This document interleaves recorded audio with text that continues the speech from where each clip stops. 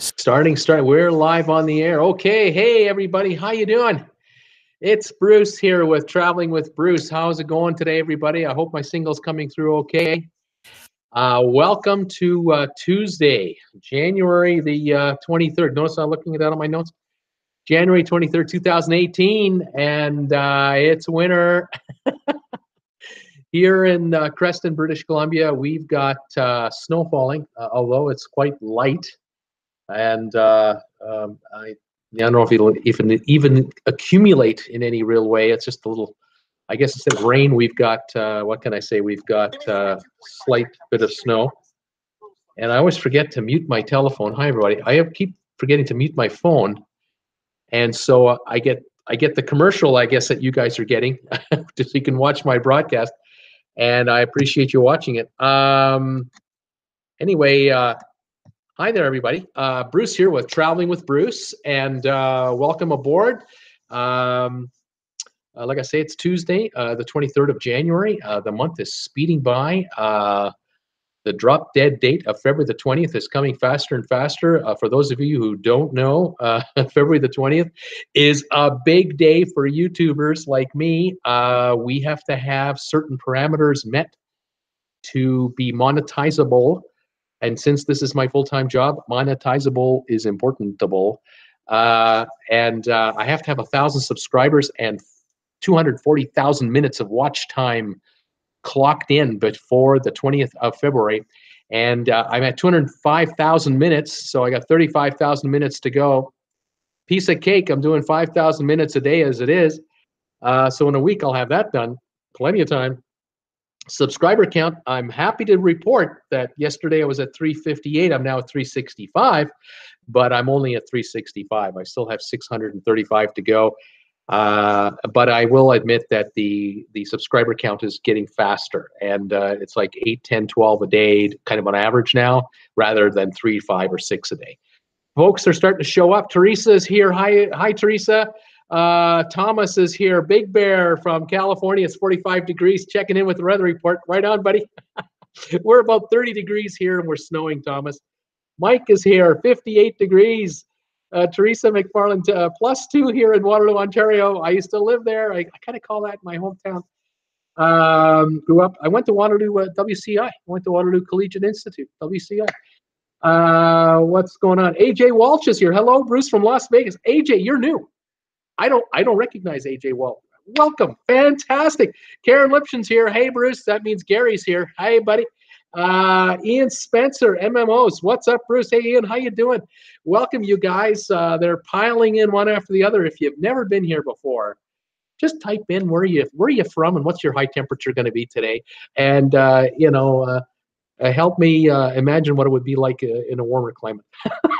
Because here it's 30. Not that I'm complaining. I mean, it could be 10 below zero, and we could be in the middle of a blizzard with 1.5 feet of snow, 2 feet of snow tonight. But we're not getting that. But this 30-degree kind of cloudy gray kind of thing is kind of a downer. And what are you going to do? Kind of going to cruise. I really do. I think I have to go to cruise. So the folks are coming in. Teresa McFarland, Small World. Yeah, Kitchen Waterloo. I used to play for those of you. I have to explain. If those of you who've never been here before, Traveling with Bruce is my YouTube channel where I talk about cruising and going on holidays, and I have playlists on how to find a good deal for a cruise and cruises I've been on in the past. I have travel videos of my travels in Germany and Berlin, Italy, the U.S. I have a playlist that's called So I Know You Like a Good Story, and there are some stories in there people don't think they're true. I stalked Wayne Gretzky once. I stalked him. I did a video about that. I'm confessing to the authorities that I once stalked Wayne Gretzky. Never touched him, but it's a great little video. Anyway, that's what I've done with my channel today. From Monday to Friday at 5 o'clock Eastern, I'm live on the live stream, and I talk to my subscribers and my viewers and folks who just happen to catch in. We talk cruising, we talk cruise ships, we talk all kinds of stuff about traveling. And we catch up with each other, how it's going, what temperature are we having at our hometown, because it's cold out there. What do we got here? Teresa saying Blue Vale High School for me. See, Blue Vale High School in Kitchener-Waterloo, Ontario opened when I was in high school. it sort of started my second year, and it took some of the students away from us to populate Bluevale because it was a suburb, new suburb, and they had their own new school. AJ Walsh, high of 61 today. Oh, AJ, way to go, buddy. Mark the Lost Traveler's here. Hey, Mark, you're back. How you doing, buddy? Good to see you again. Anyway, Kitchener-Waterloo, Ontario, for those of you who probably don't know, most of you probably don't know this, it's the home of Oktoberfest in Canada. It's the big beer festival in Kitchener-Waterloo, Ontario every year, which follows what Munich has in Germany for obviously for many years, and it's a big party in Kitchener-Waterloo. And when I used to live there, I moved out from there when I was 21 years old. I moved away from Kitchener-Waterloo to Calgary, Alberta, Canada, Western Canada. But up until that point, I was playing what we call oompop music. I used to wear the lederhosen, those high white socks with the black shoes and the hats, and I played bass guitar, and we had waltzes and dances for the Oktoberfest music. We played all this German music, and I made a ton of money doing that. I made more money playing oompop music on weekends than my buddies did in any part-time job they ever got in college or university. I mean, they couldn't hold a candle for the kind of money I used to make doing this work. And for the 10-day festival, for the Oktoberfest festival, for the whole 10 days, oh my gosh! In 1976, I made $2,000 cash playing every night, $200 a night. In '76, my rent in a one-bedroom furnished apartment was $176 a month. 10 months rent plus change left over. Good money for a 10-day gig. Oh, and they fed you and gave you beer. And the thing I found is that the more beer we drank, if we did drink on stage, and we tried not to, we found that the more beer the audience drank, the better we sounded. And we had a great old time. Everybody had a party, and people came out every night in some instances. I don't know how they did it. They had to have been in their 20s, because I was dead tired, even being 20, 21. I was exhausted at the end of the 10 days, but it was a good time. Karen saying 34 in Calgary. Mark the Lost Traveler is telling me it's 77 in Orlando. So Orlando right now is the winner. And AJ, did you say you're from Vegas, AJ? I'm trying to double check. You're in Nevada, Las Vegas. Yeah. AJ is telling me it's 61 in Vegas, home of the first place overall team, or number one team in the West in the NHL, the Golden Knights. What a story. Unbelievable. That's fantastic. Hockey in Vegas. Finally. It's great. So welcome, everybody, to my channel. And again, on the subscriber count, we're coming on. Will I make 1,000 by Feb 20? I don't know. I think I'm going to have to get a bunch of little kittens, like pussycats, little kittens, and put them in a little kind of a playpen thing, and just put a camera on them for like an hour or two, and just, give them treats to play with, and little toys to play with, and, be all fuzzy and curly for a while, and do that for like an hour a day, every day until Feb 20. And I'll get millions of minutes of view time. I'll get all kinds of subscribers. And, and then I got my 1,000 subscribers, and then I can, give the kitties away back to where they came from and go back to cruise videos. But I don't think I'm going to do that. I think I'll just do it the old-fashioned way. I'll just produce videos, and I'll do my dailies and let the subscribers come organically as they're coming, and we'll just build a channel from there. But if any of you folks out there know somebody who would be interested in watching this guy talk to a camera all day long and talk about cruise videos, by all means, tell the world I exist, and share me on Facebook, and retweet any of my tweets, and let the world know that Traveling with Bruce is out there, and hopefully subscribers will come that way. We'll see what happens. Anyway, that's the story. Go Knights, AJ is saying. Go Knights.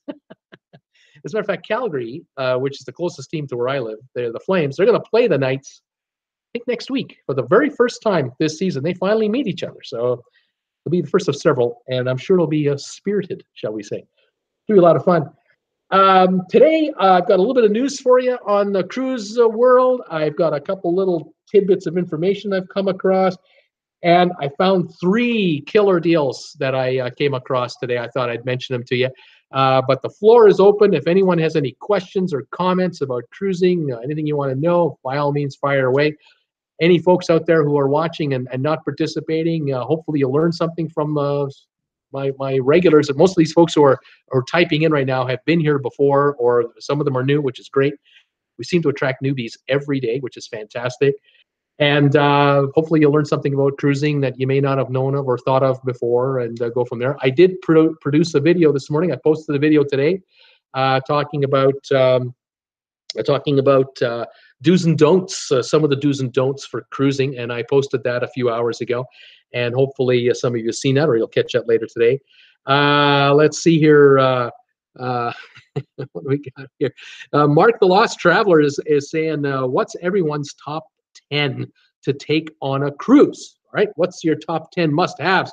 He's saying stuff like power strip, sunscreen, a lanyard, cash, of course, sunglasses, hat, cup with lid, like a sports cup, absolutely right. Towel clips, watch, passport, air freshener. There's some good ones right in there for sure. The sports cup is a great idea, because if you bring your own cola on board, like your own pop, your own soda, the room steward every day will bring you a bucket of ice. And when you're ready to go out and get out of your room, go for a walk along the pool deck or wherever you're headed, you fill your sports cup full of ice, get a couple of cans of cola in there if it's a big sports cup. Now you got 2 cans of your favorite soda with you that you didn't have to pay $2.50 a piece for on the ship, and enjoy that for a while. And after an hour or two, you work your way back to your room, go to the bathroom if you must, load up your ice and a couple more cans of cola. You're good to go again. And that's a great idea. Well, we got Dylan's here. Hey, Dylan, how you doing, buddy? You're freezing. He says, Bruce, we're freezing. I don't know if we'll make it to 40 today here in Henderson. Oh, man. Vegas has got 60, Henderson 40. There's obviously a cold front. There's something wrong there. I'll tell you, Dylan, welcome to the club. Welcome back. Good suggestions there, Mark, on what to take, especially stuff like towel clips and, of course, cash. And when you talk about cash, I know what you're talking about. You're talking about $1 bills, tip money, because, of course, we have the suggested gratuity charge that the cruise lines suggest that we put on there on our room. We're going to put it on our room charge. But these extra little things that you want to reward people for, the waiter at dinner time who brings you that appetizer you love every night, or your server on pool deck. If you've got one of those drink cards, or even if you don't have a drink card, and you order a rum and coke, or a tropical drink of some kind, and you tip them $1 or $2 when they bring it to you, you might find that the next one they bring you is a lot stronger than the first one. And they will be quite attentive to all of your little needs, because they're getting the 18% gratuity built into the drink price. But if you're throwing them an extra $1, they'll take real good care of you. So something to keep in mind. Let's see here. Teresa is asking me a question. How much soda are you allowed to bring on a ship? I think a couple of cruise lines have an official amount that you can bring on. Like, it might be a dozen or 2, dozen a passenger. I'm not sure. My answer to that is much as you can carry. If you can shove in 2 or 3 or 4 dozen cans into your luggage, I say knock yourself out. Personally, what I do, if it's a 3-week cruise, I want at least 2 dozen of my caffeine-free colas with me. But if I can swing it that I can get a third in there, I'll bring 3 dozen on board with me. And as far as wine goes, my wife, she likes to have some wine in the cabin with her, and she'll try to bring on 2 bottles, one in my suitcase and one in hers. If you got a drink package and it includes the sodas, well, then that's included. But I just don't believe in having to buy the soda package or the drink package, if at all possible. You have your own, these beverages, of course, and or buy them one at a time. Because if you're on a 1-week cruise in the Caribbean and it's a nice warm week, you're going to be at 3 stops at least. San Juan for 1 day, perhaps, maybe St. Thomas, maybe San Martin. Get off the ship and you'll be drinking on shore. And you can buy a bucket of beer in St. Martin on the beach. You get 5 beers for $12-14, including a couple of loungers and an umbrella. What do you need a drink card for? You'll be quite buzzed on the beach. When you get back to the ship, it'll be 4 or 5 in the afternoon. And if you have to have 8 or 9 drinks just to break even on that drink card, why push it? Especially if you're tired after a long day on the beach. But hey, to each his own. We all have our own livers. We have our own kidneys. Whatever we can handle, it works. What have I got here? A couple more thoughts here. Angela's saying laundry detergent and laundry clips. Good plan. If if you really need to do laundry or not, of course I'm a guy, so I got enough. I bring enough undies. I bring enough socks. I got my trunks. I got some shorts. I got my pants. I got my. I'm good. It's my wife who has to really do the logistics, and I respect how she does it. She's looking good all the time, and she's got the footwear and the the tops and the bottoms and the everything else's, and how she does it is a miracle. But she does it. But then of course she gets 3/4 of the luggage space, so that's how she does it. Okay. See how she's not here, right? Because I'm not getting yelled at, right? Okay. Teresa, I know for wine you can bring 2 bottles of wine per stateroom. Again, depending on the cruise line, but yeah. And Mark, the Lost Traveler, talking about bringing bills, cash. He brings 1s and 5s. You bet. Bring a bunch of 1s, and then bring a few 5s along with you. Gailey, hi. Gailey is here. Hi, Bruce. Chatting from Leicestershire. She's in the UK. I know she's near Liverpool. Leicestershire, as we're getting ready to fly off tomorrow from Gatwick to Miami, then cruising on Saturday with Carnival. We'll get back to you when I get home. That is fantastic. Have a great flight. Have a great cruise. And I can't wait to hear all about it when you get back. And if you get near the internet when you're on the cruise and catch up with what we're doing, great. But I suspect I won't hear from you for a week, and that's fantastic. I wish I were going with you. Mark is saying I pay ahead on my tips. Read my mind. I do the same thing, Mark. I like to prepay my tips before I even get onto the cruise. It's one thing, less thing I even have to worry about. When my room charges show up at the end of the cruise, it's just what I put on board the ship that week, and I don't have to worry about tips. They're already paid. Teresa is saying, don't you have to put it on your carry-on and not in your suitcase? The wine or the pop, that kind of thing? No, you don't. You can put the wine in your suitcases. I put our wine and our cola, all that in our suitcases. On our carry-on, I like to keep it light. So if I'm bringing my swimming trunks with me on that, maybe my flip-flops with my wife as well, same thing. Meds, if any, paperwork, obviously. All our valuables are on the carry-on. But the beverages, no, we leave them all in the suitcase. And so if I need a cola in the first 2 hours I'm on the cruise, I'm buying one. It's okay. I'll pay for one. Let's see here. We got fun going on here. We have Lucienne coming, and hopefully Lucienne leaving us very shortly. Oh man, Charles is here. Charles Jordan, hey, how you doing? Good day, Bruce. I'm checking in. Hey, way to go, buddy. Welcome. And Teresa's saying to Gailey, welcome. Enjoy your cruise, Gailey. Welcome and enjoy your cruise. Welcome, Charles. Yeah, it's on the drink front. On the drink side, like I said, use the big suitcase for your pop. Your energy drinks. Like if you bring in some Red Bulls on, or you like special kind of iced tea, or whatever your favorite beverage of choice is for soda or pop, put it in your suitcase. And also with the wine, bottles of wine, if you can buy them at a Costco the day before the cruise or the morning of the cruise, boy, if you can hit up a Costco, you can get the wine there. I mean, my God, you can buy wine for, $5.99 a bottle at Costco. That will run you $40 to $50 on the cruise. I mean, it's insane. And I'm sure if you bought, 10, 12, 15 bottle of wine on Costco, it would be, $60, $70, $80 on the cruise. You can really avoid some of those steep costs for some of this, for some of these beverages. But it is what it is. Now, of course, once you're in, you're doing say a Mexican cruise and you're in Puerto Vallarta for the day, you gotta say 2 couples, you grab a cab and you head down to the beach, and you're on a beachside bar, and you're ordering drinks, $2 a beer, $3 for whatever for drink. You're going to save a ton of money, and you're going to pay what you'd pay more or less back in the U.S. Maybe a little less, maybe about the same.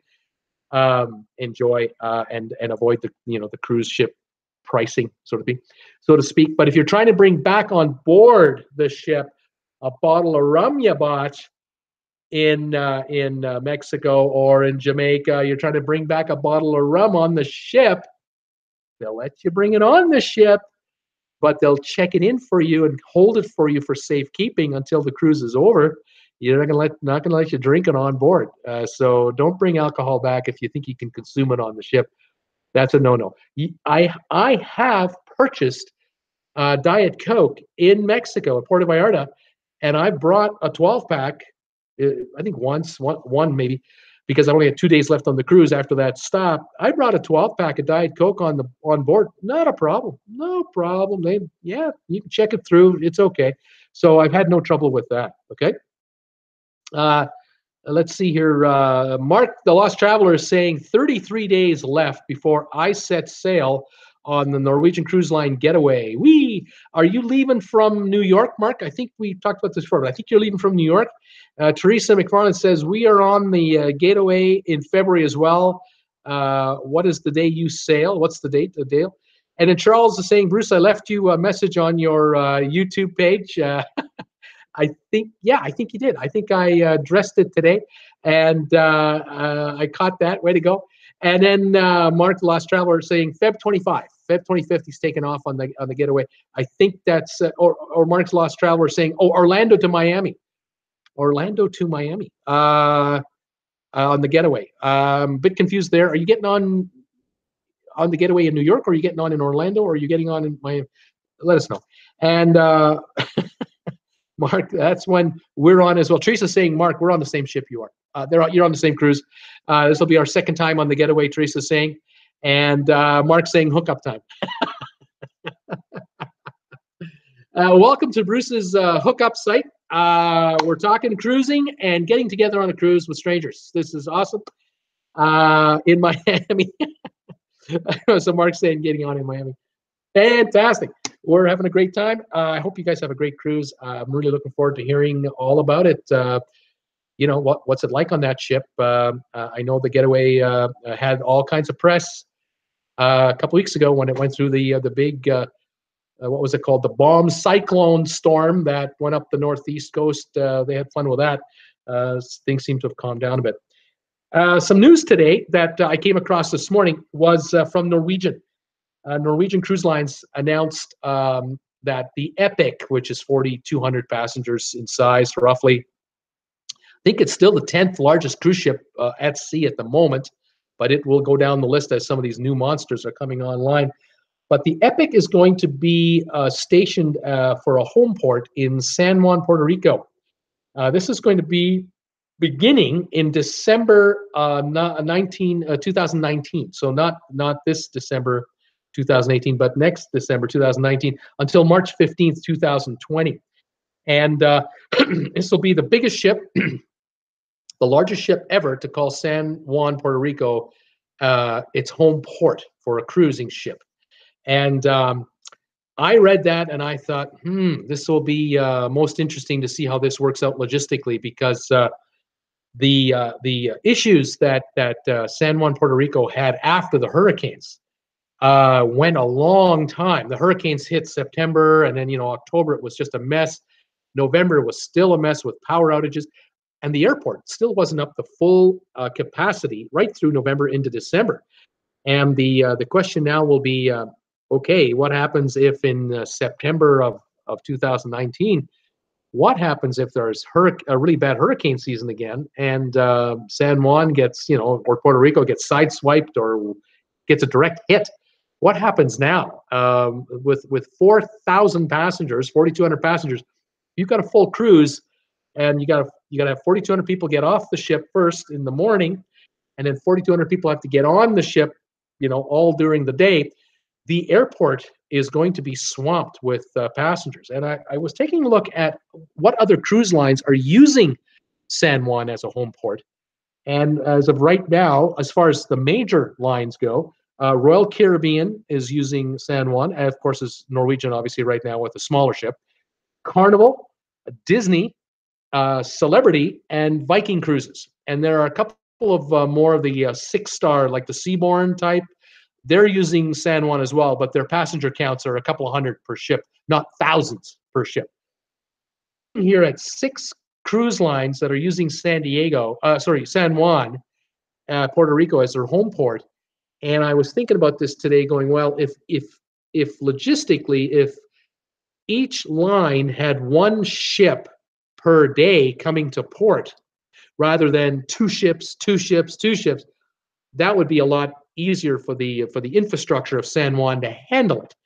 But if there are days where you've got a 4,000 ship, say Epic, coming in and out, and a 3,000 ship, Royal Caribbean ship coming in, now you have 7,000 people.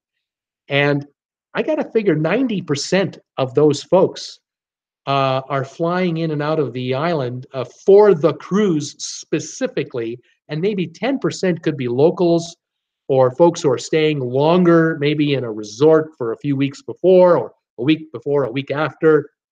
Maybe they own timeshare down there, or maybe they own their own, winter place, and they're spending, the winters in Puerto Rico, and then the summers back in North America, up in the U.S.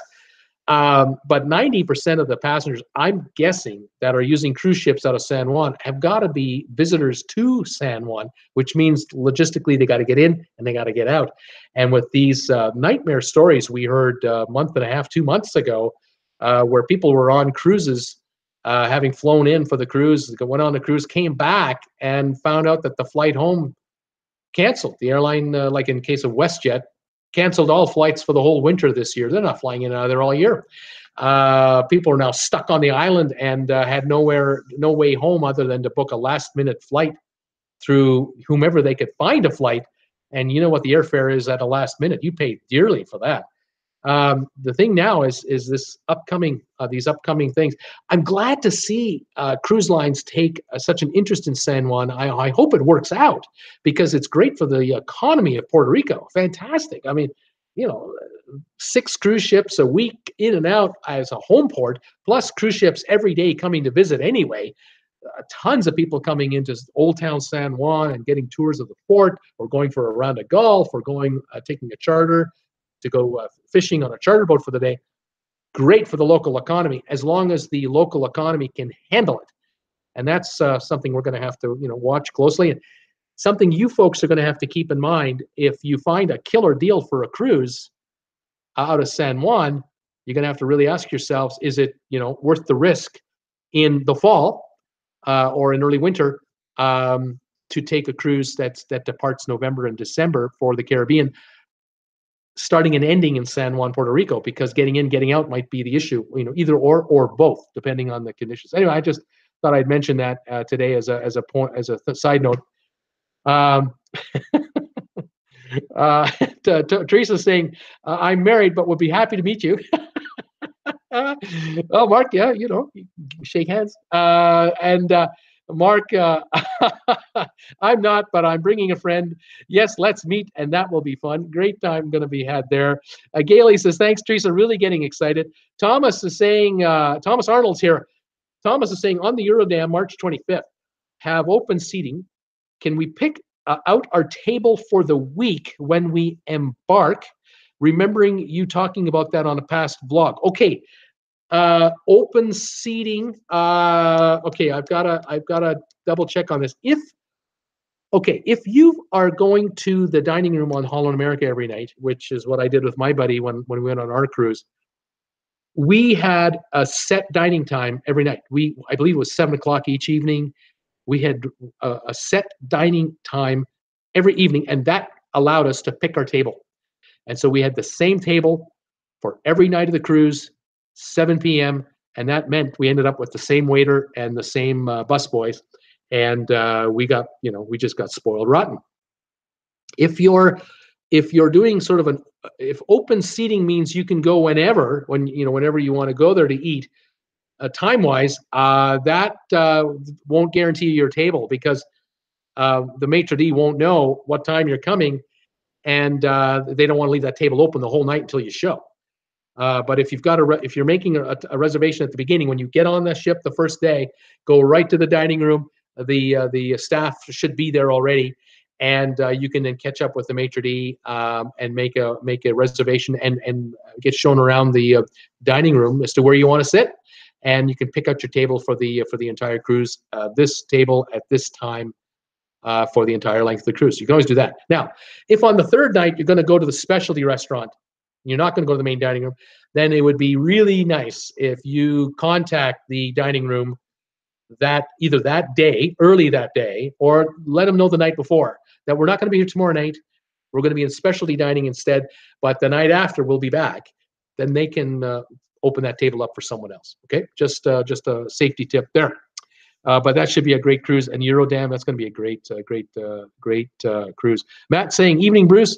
Mark, the Lost Traveler, pizza time. Talk to everyone later. Take care, Mark. Thanks for joining us. Charles Jordan, who else has 326 days left before their cruise on the Oasis? Not that Charles is counting the days until his cruise, but he's just casually mentioning the fact that there are 326 days left until the cruise. Fantastic. That should be great too. If anyone is watching us that hasn't signed in, you don't have to sign in, but if you'd like to tell us, where are you located? What's your hometown? Where are you located? What's your temperature today going to be? The winner so far is we have a viewer in Orlando, and they're up to 70 odd, and they're winning this contest so far. Here where I am in Creston, BC in Canada, we're at about 30 degrees, light snow, and it's just a gray, dreary day here in British Columbia. But it's winter. What can I say? To everyone else, welcome to the live stream, and I welcome you here. I hope you're having a good time. We're talking cruising. We're talking traveling. We're comparing notes, and we're comparing ships, and we're talking drink packages and especially restaurants, and you name it. Thomas Arnold, perfect. Thanks, Bruce. Okay, good. I'm glad I answered that for you. I hope that worked out for you. I saw a couple of interesting questions today on the old interweb of the internet. There was an earthquake this morning off the coast of Alaska, and there was a tsunami warning issued for a short period of time. And the question here was, can you feel an earthquake at sea? And my hunch is no. I don't think you're going to feel an earthquake at sea. And if you're in something like, Matt's saying it's 9 degrees here, Bruce, and not too bad. Way to go, Matt. If the earthquake is happening below you under the surface of the ocean, and you're in 3,000 feet of water, and the earthquake is happening 15 miles below the surface, I doubt you'll feel anything. Now, next question. What about a tsunami at sea? Now, okay. If you've seen the movie The Poseidon Adventure, that's called a rogue wave, and that makes for a great movie. I haven't heard of any cruise ships getting caught in anything like that. But a tsunami at sea, when they had those earthquakes in the Asian, the Asia area, Indonesia, India, that whole region near Sri Lanka, they had the devastating earthquake there, Thailand and so on. There was a tsunami that reached the shore and caused all kinds of destruction and death and everything else. But at sea, depending on where you are at sea, you may or may not feel anything. Now, if you're in an ocean liner and you're 10 miles out and there's an earthquake 20 miles further out from you, let's say, the tsunami might hit. The tsunami might be created, the shock wave, but the wave underneath the ocean liner would be a foot or two. It would be nothing. It wouldn't be affected because the ocean depth at such, at 3,000 foot depth or so, that energy is being dissipated over 3,000 feet of depth. The reason we see the waves of the tsunami is when the water shallows out as that shock wave comes to shore. And now the first thing that happens is the water backs off from the shore, and then the waves come back in at much higher and faster speeds, overwhelming people on the shoreline. That's because the shallowness of the water causes this energy wave to get compressed into a much shallower amount or depth of water. And we saw these tsunami waves off the coast of Japan that caused tremendous damage in Japan. And they lasted for, it seemed like an hour. Like I said, just kept coming and they kept coming and they kept coming.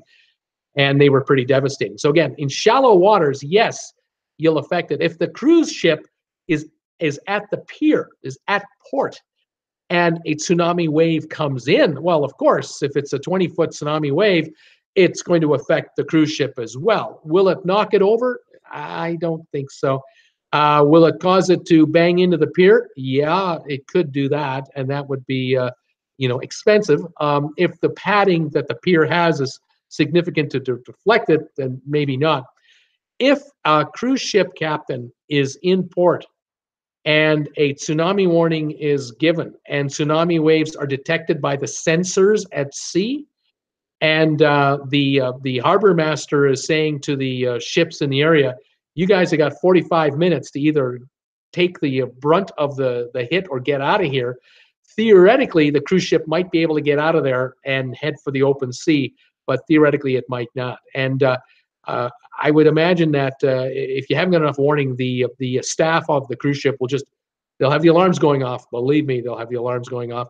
They'll have all passengers on the ship sent to certain decks with life jackets on, those that are on the ship, of course, and crew members, and they'll just ride that thing out. But haven't had an issue yet where we've seen anything like that happen to a cruise ship in port. Even those two major earthquakes that we saw, news coverage of for weeks, months, there were no cruise ships caught in that at port. Anyway, so those was a couple of points that I heard of earlier today. Let's just check some more notes here today. Teresa's asking, Matt, where are you in Canada? Doreen is saying, hi, Bruce, Pictou County, Nova Scotia, +5 here. Hi, Doreen. Welcome back. One of my regulars. Welcome back today. Charles is saying, laugh out loud, maybe I should start counting the weeks instead. Yeah, instead of 300 something odd days, we're looking at, after all, 46 weeks and 4 days. Does sound a little bit better. And then, of course, if you break it down by months, it's less than a year. But I'll tell you, you know how time flies. It just goes. Teresa is laughing out loud on that. Karen Lipton saying, on Princess Cruises, we had anytime dining, and we would phone the restaurant every morning to reserve the table and time we wanted. Now, if you know the table number that you want because you were there the night before or 2 nights before or whatever, you keep that in mind. You phone you call the maitre d' at the dining room, give them your name, tell them what time you want to eat and what table you want. They can tell you right now if it's available. Right on the spot, they'll tell you, and that's a great tip. That is a veteran cruiser talking to us, folks. Fantastic, great tip there. Doreen saying, always do open seating on our cruises with celebrity. There you go. Again, the flexibility of it all. Now, I got to tell you guys something. I saw I caught a movie the other day. My wife was channel surfing. Whatever she was watching was in commercials. So she was just clicking along, and she came across Turner Classic Movie Channel, which, of course, has all those black and white, film noir movies and movies from the 30s, the 40s, and the 50s. And wouldn't you know it, she came across the very beginning of one of the original movies, The Titanic, the sinking of the Titanic. And I don't know what year this movie was made, but I'm going to guess it was made in the maybe the late 30s or in the 40s. And it was a talkie. And I just happened to be, I was working on my computer. I was working on my YouTube channel. I'm getting ready for the next day's video. I'm watching my analytics. I'm doing all my Twitter work. And I'm doing this. I'm looking at the screen, and I'm back on my computer, and I'm looking at the screen. And I started watching this movie simply because I wanted to see what it was like on an ocean liner back in the day. Now, of course, this was supposed to be 1912, and the inaugural voyage of the one and only voyage of the Titanic, the one way. And of course, Hollywood is Hollywood. And I'm laughing because I saw a scene in the hallway where all the rooms were on one of the decks. And the studio set was built where you could see the hallway, and the hallway was absolutely flat all the way down the way. Where in reality, the hallway on the Titanic was bowed like this. Was bowed, or I'll do it this way, from front to back, would be like this. So the rooms would be flat. You're in a room like this, but the next room is a little lower and like this. The next room's a little lower and like that on all decks, because ships were designed that way with the curved hull and the design. Where today, you'll go on a cruise ship and you stand in a hallway and you look down all the way, the hallway's flat. Today's cruise ships are built completely different than what they were way back when. And if you want to see a living example of that kind of a hallway, take a tour or spend a night, which I did with my wife, on the Queen Mary, which is permanently docked in Long Beach, California. The Queen Mary, you can get a pass where you can just walk around the ship wherever you want, or you can get a guided tour, or you can get an audio tour. Things may have changed today. I may be a little talking about what happened a few years ago, but the Queen Mary is alive and well and running, and I believe it's still a hotel. And you go into the main hallway, you go to the middle of the hall and look this direction and look this direction. You can't see the floor all the way to the front or all the way to the back of the ship from where you're standing in the middle of the ship, because this is the middle. That floor goes like this. It curves all the way up on both ends. It's fascinating to see that. Then they do sell at the gift store at the Queen Mary schematic type drawings of the ship, or original kind of architectural type drawings, and you can see there the actual layout of the decks. Quite fascinating. Anyway, I got a kick out of watching part of the movie because I'm watching the first they showed the folks in steerage in the third, fourth, fifth class in the bottom, and then of course they showed the passengers on the higher end of the the good part, first class, and how they were being tended to with waiters wearing tuxedo type outfits with the long tails, and yeah, it was all first class. Of course, if you saw the movie The Titanic, that was made in what, 1997? Is that already 20 years ago? I mean, my God, 21 years ago. You saw how they recreated it, and that was an interesting way to watch it. But I really got a kick out of this old black and white movie, how they were showing us what ship life was about way back when, and I got a real kick out of that. I enjoyed that. Let's see here. Charles is saying, if it's not a deep water port, could the ship run the risk of the water being pulled out of the port and grounding the ship? Basically, Charles, the harbor master will guide in any ship into his or her harbor, and of course they know the tides. They know the lay of the land underneath the water surface. They know the habits of the harbor. A cruise ship that's 1,000 feet long and 150, 180 feet wide, no way would it be allowed into a harbor that's ill-equipped to handle it. There's just no way. The only way a cruise ship of that size would be allowed into the harbor area is if the ship can be docked at the pier, as far as I understand it. There's no way they would allow a cruise ship just to kind of park in the middle of the laneways, because the harbor is, it's got traffic going all the time.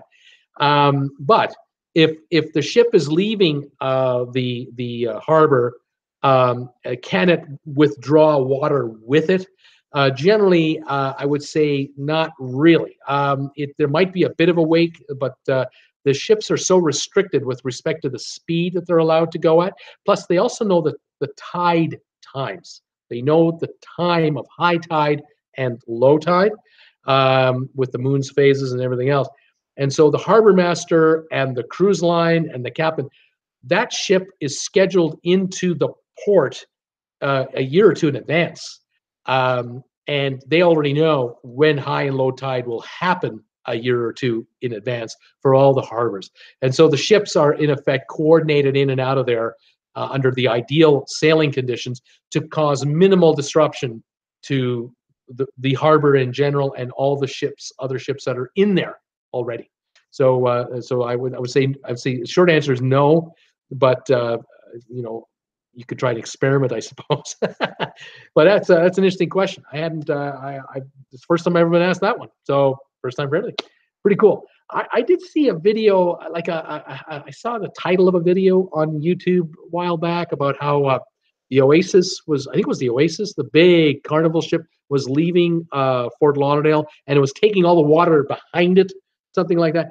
And I'm not sure if that's true. Oh, Charles is clarifying his comment, saying, I'm talking about what would happen if it was a tsunami. So if it's not a deep water port, could the ship run the risk of the water being pulled out of the port? Oh, very good. Okay, I get you now. You got a cruise ship in port. There's a tsunami warning being issued, okay? And the water is going to be drawn out first, and then the water is going to come in, okay? The question Charles is asking is, thanks for clarifying this, is would the ocean liner sitting in port, would it be grounded? Would it just be, when the water gets pulled out? It's possible, depending on the severity of the tsunami. But a cruise ship has, I think, some of them have a draft upwards of about 24 to 28 feet. And then you have to have a bit of clearance beyond that for the ship to be, to even go into this port. So the depth of the water right at the pier could be 30, 35, 40 feet. Now, look, if 20 feet happens to be drawn out temporarily and then being brought in and then it goes up and above, and this time, is it possible? Yes. I would say theoretically, yes, it is possible that the cruise ship could bottom out and would just sit there. It won't tip over. It'll just sit there. Will it cause damage? Yep. There'll be damage caused to the underside of the ship. The what do they call, the azimats? The propeller systems that rotate are sitting underneath the ship and are exposed. The ship's weight will land on them, and that'll cause tremendous damage, if not leave the ship unusable. So I can imagine that a cruise ship captain, if there's any inkling of a tsunami warning, they're going to want to get that ship off the pier ASAP. Even if passengers are on shore, they'll want to get the ship temporarily out of the harbor area into the ocean, where maybe there's 200 feet of depth, 500 feet of depth, or a couple of miles out if possible, and then turn around and bring it back later. Now, of course, that depends on the damage to the pier. I mean, we're talking about a worst case scenario, but this would make a good movie. Don't you think this would make a good movie? I mean, why have one of these spectacular, rogue wave movies like the Poseidon Adventure that we're all looking at going, well, the odds of that are a zillion to one. Why don't you have something like this? That's kind of a real life thing. The problem, I guess, is the cost of the set and the cost of the logistics for the movie makers. How would you ever pull something like that off in dollars, and then have this, have a real ship be caught and all? I don't know how you do it. I'm not sure about that. But yeah, very good question. Karen is saying breakwaters protect all harbors. This should protect the ship and harbor. I would say yeah, except that if the tsunami is large enough and it's a half an hour of withdrawal of water with being sucked out, the water will come out through the opening of the harbor. Now, will it drop the level by 1 or 2 or 3 feet only, and protect the rest of it? Maybe. This is a good question for, the next time you're on a cruise and you get those opportunities to ask the captain anything you want. He's on stage and people always ask the same questions and the captain's dying for something different. This is something different. And I would take this question with you, and I'd throw it at him and ask him, look, what if you're in the port of Los Angeles, and you're in a big port of Los Angeles, and a tsunami warning is issued, and it's like a 45-minute, 1 hour warning or less, and it's major because there's an earthquake just off the coast of California. It's not like it came from Japan and we knew for 3 days it was coming. But this tsunami warning happened, 25 miles, 50 miles off the coast of California, and there's no way to get the ship out. What would happen theoretically? That'd be a darn good question to ask a sea mariner like that. Ideally, the harbor master would be the one we'd love to ask that question to. We never get to meet these people, but that would be a pretty cool, question and answer session. On a place like, I don't know about San Diego. To me, it seemed a little more open, but maybe, oh my goodness, like New York, New York Harbor. I could imagine that would be a devastating effect to New York. First, the withdrawal of water, and then the coming in of the waves. That would be devastating. I guess it all depends on the design of the harbor. How far in the cruise ships really are. Like Fort Lauderdale, you've got that narrow opening, then you've got that big opening with the intercoastal water there. I would still think, though, that a lot of water would be drawn out, and then water would come in. That would be a real interesting thing to study. Anyway, neat stuff. All right, I found some deals on a couple of cruises, 3 cruises that I thought I'd mention today. We're those of us who love to cruise and love cruising, we're always watching for deals, and we always find them interesting, even if we aren't going to take one. I found 3 here that kind of caught my eye. The first one that caught my eye, speaking of the Norwegian Epic, just talking about the Epic a little while ago, There's a repositioning cruise that the Epic is going to be doing. It departs Port Canaveral on April the 7th. It's a 15-nighter, and you can get an inside room for 15 nights, $639. Not a bad deal. It has 5 stops along the way until it gets to Barcelona. The ocean view rate, $862. I wouldn't take that deal, and I'll tell you why. Because the balcony rate is $862. I'd take the balcony deal anytime on that. And even at $862 for 15 nights, we're around $60 or less a night. What a deal. The suite is $1,076. That's a bit dear, but you know what? 15 nights, $1,076 in a suite. Mom and dad and 2 kids. It's much roomier than a balcony room, and you're still talking for mom and dad a pretty good deal. Now, I did not notice a deal for the kids yet. This is, after all, an April 7th departure. It'll be interesting to watch this cruise over the next maybe month or so, going into the mid to late February, because between now and late February, Norwegian may start throwing extra offers on those deals. If they've got a bunch of balconies left over and a bunch of suites, they might start offering stuff like kids go free, just pay the taxes and port charges, or they may start throwing in the tips or other stuff. They didn't really have any other offers with this cruise. The second cruise that caught my eye, and this one is really different. This is the first time I've come across one of these. This one really intrigued me. It's a departure on March the 24th for 14 nights. It's a 2-week cruise. The operator is Windstar. So we're talking about a 5-6-star line here. The ship is called the Star Breeze. The Star Breeze is a ship that looks like a yacht, a private yacht, but on steroids. And it can hold 200 passengers and 124 crew. This sailing is leaving from Barbados, heading to Lisbon, Portugal, all the way. There's no stops between. It's a 14-day oceanic crossing, so it's leisurely, heading to Lisbon. It includes all dining. There's no extra charge for any of the specialty dining. It's all inclusive, and includes all non-alcoholic drinks as part of the package. They only have balcony rooms or suites, and I got a deal for you for a suite. 14 nights on a suite, $700, $699. $50 a night a person for a suite for 2 weeks on a 5-6-star mega yacht. 3 jacuzzis, workout rooms, spa, and top-notch service. 124 crew for 200 passengers. Boy, would you be pampered on that one. That is something. This is the kind of vessel that the other cruise lines have, where we're talking 500 a night, 1,000 a night per passenger minimum. This is $50 a night on a repo. That's repositioning. That's a heck of a deal. The third one departs April the 15th. It's a 15-nighter. It's Celebrity, and the ship is called the Eclipse. This one is going from Miami and going to end up in Dublin, Ireland. 15 nights. You depart Miami, and then you have 7 days at sea, and then you end up in Ponta Delgada, the Azores, and you have a 2-night stay there, which is rare. Normally, the ship will come in during the evening. You'll be there all day, and then that night off you go again. This one is going to stay 2 nights, so you get a little extra time there to get your land legs back, I guess.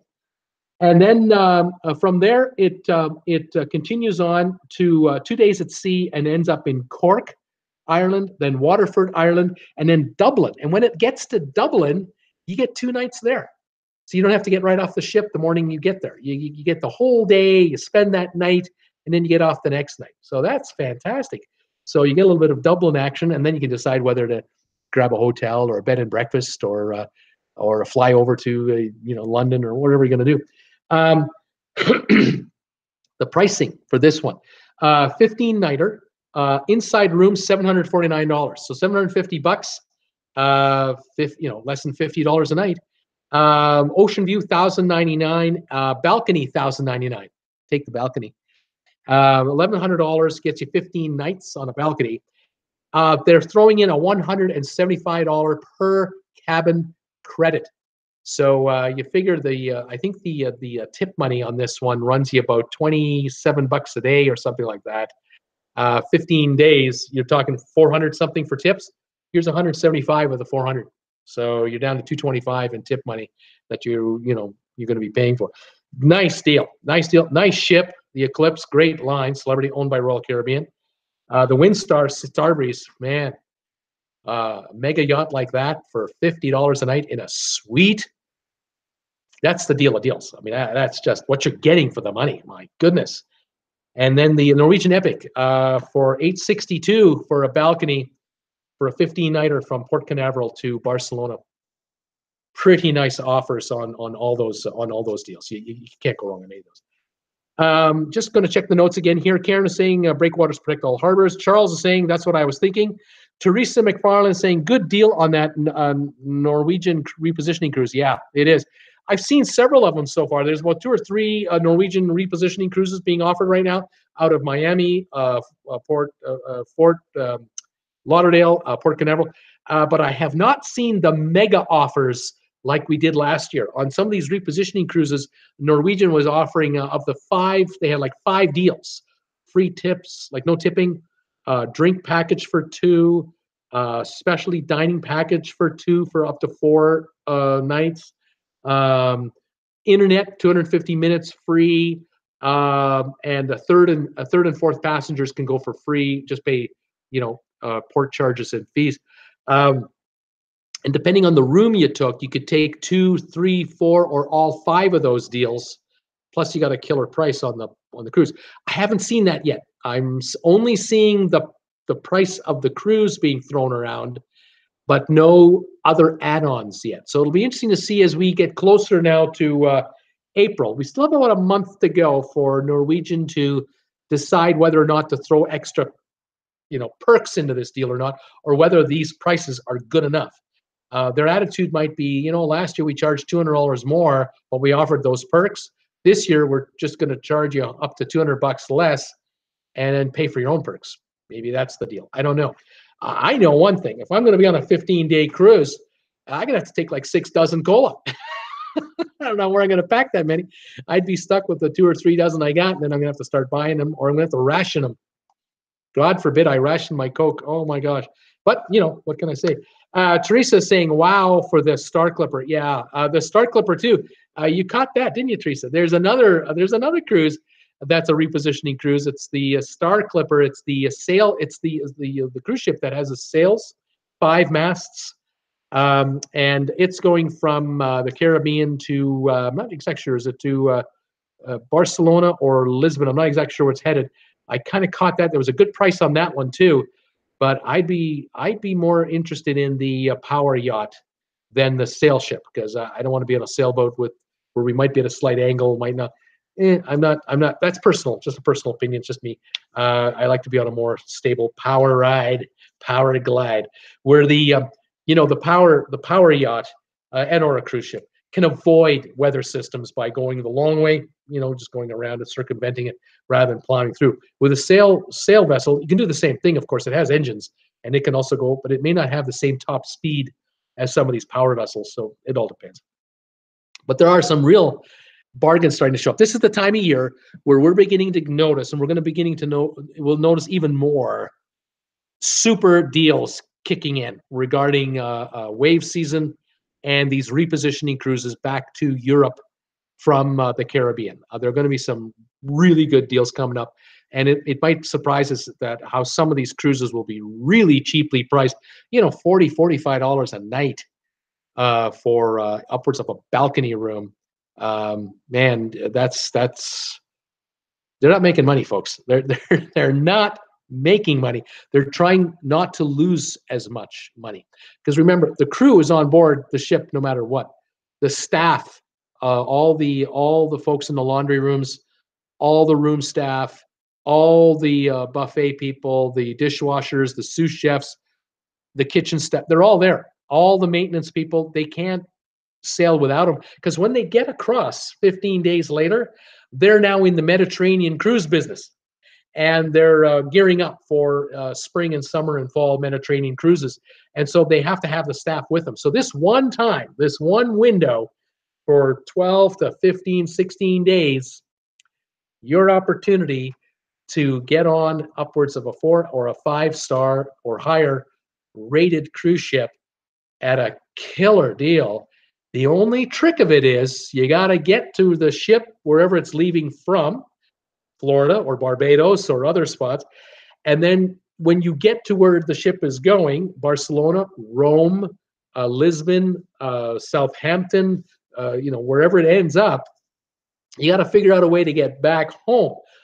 But if you're from North America, it is really not that difficult to get a one-way airfare deal at a pretty good price, depending on the airport you're going to come home from. And this is why I've said before, if you land in Rome, spend a week in Rome or so, take a train ride or two and work your way up through Italy and get into Austria, Switzerland, end up in Germany, you end up in Frankfurt. You can get a one-way flight out of Frankfurt back to North America for a pretty good price. If you make your way all the way to Paris, or you go that far and you take a Ryanair flight, like a cheap discount flight, EasyJet, Rome to Heathrow or to Gatwick, a couple $100, if that, maybe $150.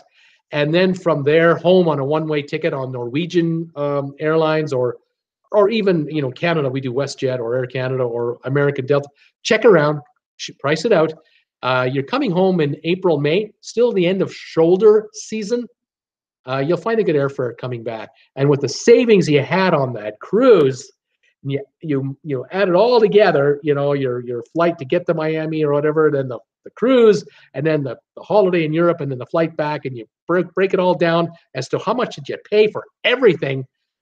It's a deal. It's a real deal, and you might find that you might do that more often than once. So that's a great deal. Anyway, today I've been on the air for an hour, and I think I've kept you folks long enough from your fares. I want to say thank you to everybody that was watching today. We may have had a record number of people watching this video live today, which is fantastic. I thank all of you. I thank you for all your comments. It makes for great discussion. Some of these questions are really thought-provoking. I love it. I hope I haven't made too many wrong answers. I think we're okay. I want to thank everyone for signing up. I thank everyone who's been subscribing to my channel. Thanks to all of you guys for telling your friends to subscribe to my channel. Like I said, we're growing it at 365, and we're going higher. We're trying to hit 1,000 by Feb 20.